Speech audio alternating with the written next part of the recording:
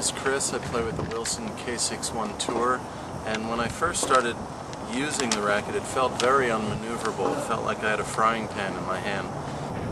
It took me a while to get used to the racket to be able to hit it in the center of the racket and really get a feel for it.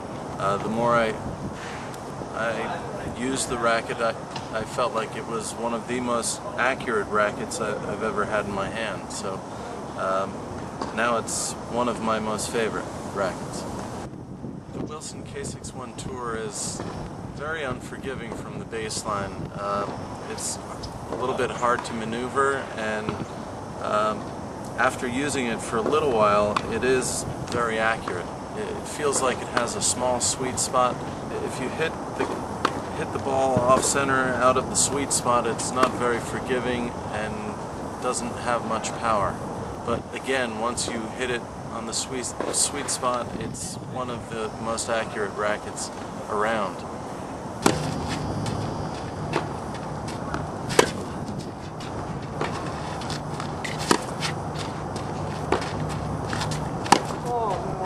The K61 Tour at the net is, the maneuverability isn't a problem, but you do have to generate your own power. You're not going to get much from the racket. With a small sweet spot, it's a little bit difficult to always hit it there on the tough shots, but when you hit it in the sweet spot, it's a very accurate racket.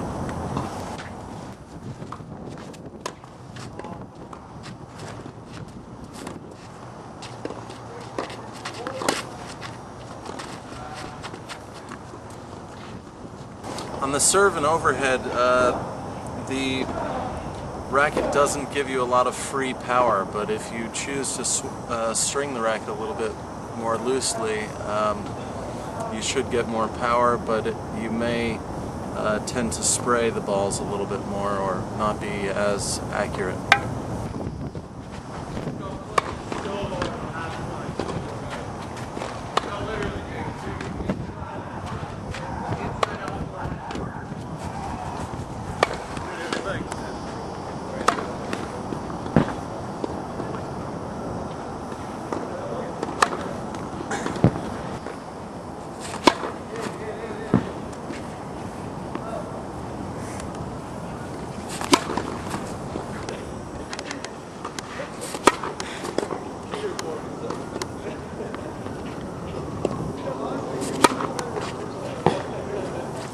This racket is recommended for tournament players or people with the strength and endurance to play at least 4 hours a day and regularly hit the sweet spot.